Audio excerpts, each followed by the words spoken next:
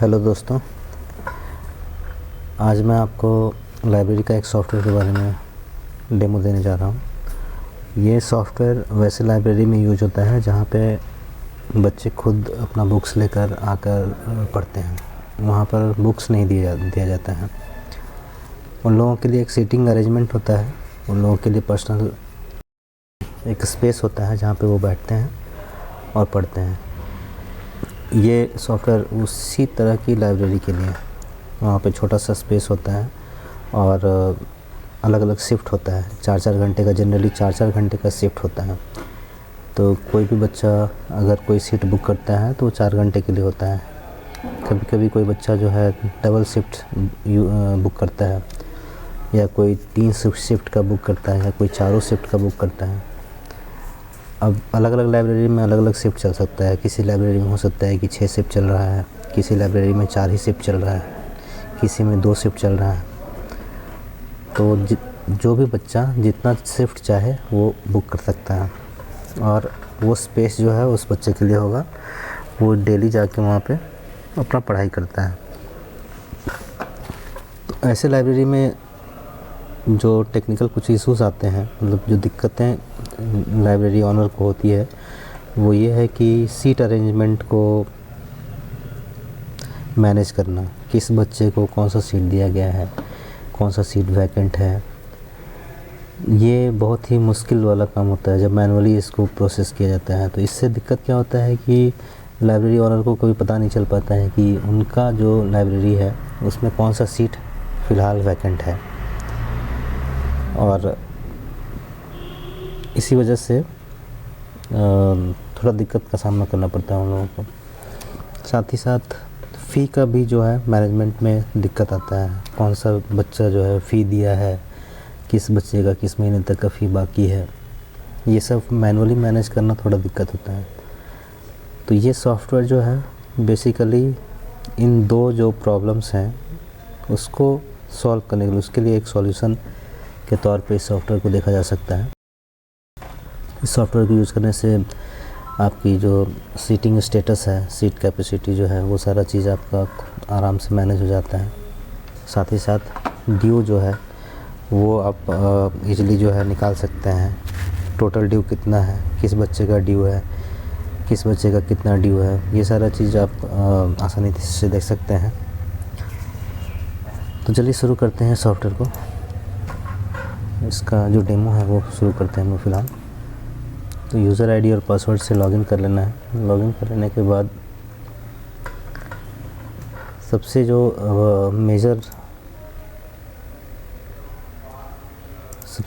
Main page है इस library का, वो है सीट स्टेटस का। यहाँ पर आप देख सकते हैं कि अलग अलग बच्चों का यहाँ पे सीट के अकॉर्डिंग जो है वो दिखाता है कि किस सीट में कौन सा बच्चा असाइन किया गया है। ये शिफ्ट वाइज होता है, पहला शिफ्ट, दूसरा शिफ्ट, तीसरा शिफ्ट, चौथा शिफ्ट। किस बच्चे में कौन सा किस शिफ्ट में कौन सा बच्चा असाइन किया गया है वो यहाँ से आराम से देख सकते हैं। साथ ही साथ उनका ड्यू भी यहाँ पे दिखता है।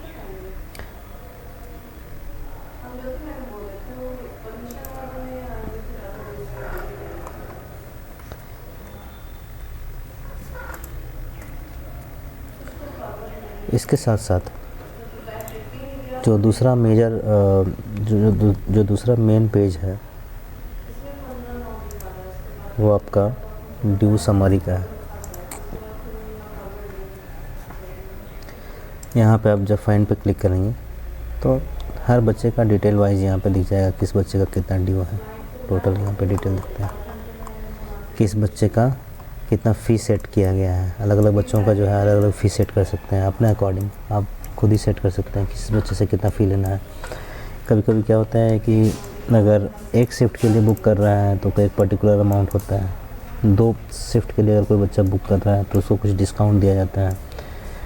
कभी कभी क्या होता है कि गर्ल्स कैंडिडेट अगर है तो उनको जो है अलग थोड़ा फ़ी में डिस्काउंट भी दिया जाता है। इस तरह का जो है आप यहाँ पे सेट कर सकते हैं कि किसको कितना देना है डिस्काउंट।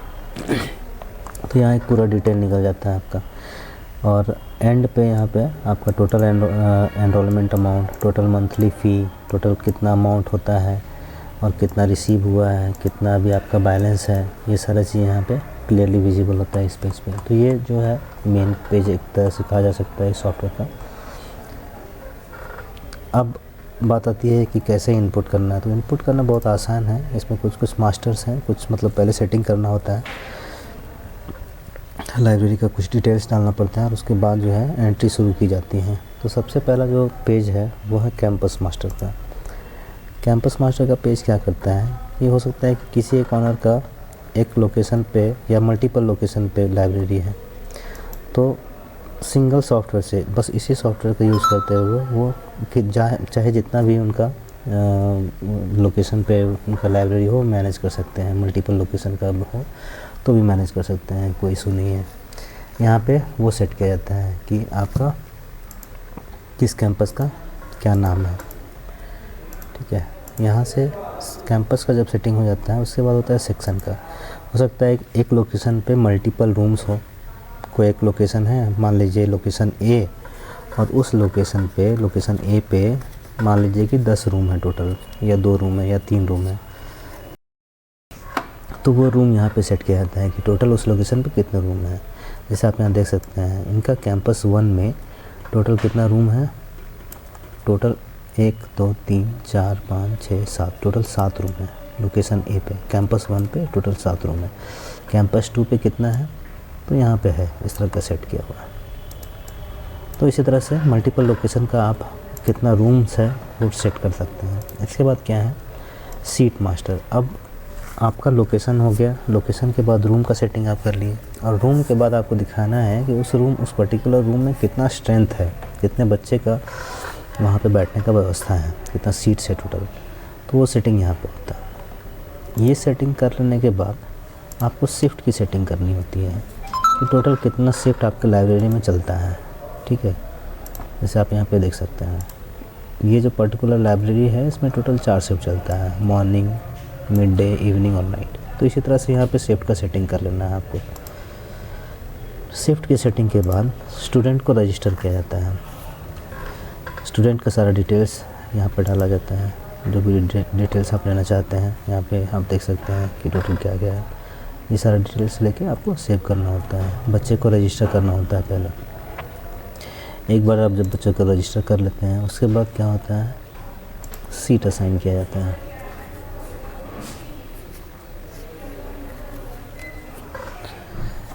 सीट असाइन करने के लिए आपको क्या है, उस बच्चे का नाम आपको इनपुट करना पड़ेगा। नाम सेलेक्ट करने के बाद पूरा डिटेल्स आता है यहाँ पर, और यहाँ पे आपको एक फैसिलिटी ये दी जाती है कि आप उस बच्चे का जो है मोबाइल नंबर वेरीफाई करवा सकते हैं। वेरीफाई करने के लिए क्या है, आपको OTP की सुविधा दी गई है। आप यहाँ पे नंबर डालने के बाद नंबर ऑटोमेटिक आ जाता है। जब आप रजिस्टर करते हैं तो उस बच्चे का नंबर ऑटोमेटिक यहाँ पे फेच हो जाता है। उस नंबर पे आप गेट OTP करेंगे तो OTP जाएगा, उस OTP को वेरीफाई करना होगा आपको। अगर वो OTP वेरीफाई हुआ तो आप मतलब ये कंफर्म हो जाएंगे कि वो उसी बच्चे का मोबाइल नंबर है। कई बार क्या होता है कि बच्चे अपना गलत नंबर दे देते हैं, इंटेंशनली और अनइंटेंशनली, ठीक है। तो ये OTP आपको फैसिलिटेट करता है कि आप जो है उसको वेरीफाई कर सकें। उसके बाद आपको शिफ्ट सेलेक्ट कर लेना है उस बच्चे के लिए। फिर आपको कैंपस सेलेक्ट करना है कि किस कैंपस का बच्चा है। उस कैंपस में सेक्शन सेलेक्ट करना है कि किस रूम में इसको असाइन कर रहे हैं सीट, और उसके बाद आपको सीट असाइन करना होता है। तो देखिए जैसे यहाँ पे कैंपस 1 सेलेक्ट किया मैंने और रूम सेलेक्ट कर लिया सेक्शन ए, और उसके बाद सेक्शन ए में जो भी अवेलेबल सीट होगा वो यहाँ पे डिस्प्ले हो जाएगा। यहाँ पे सेक्शन ए में सीट अवेलेबल नहीं है, जिस वजह से यहाँ पे दिख नहीं रहा है। सेक्शन बी में हम लोग चेक कर सकते हैं। अच्छा, पहले शिफ्ट सेलेक्ट करना होगा आपको।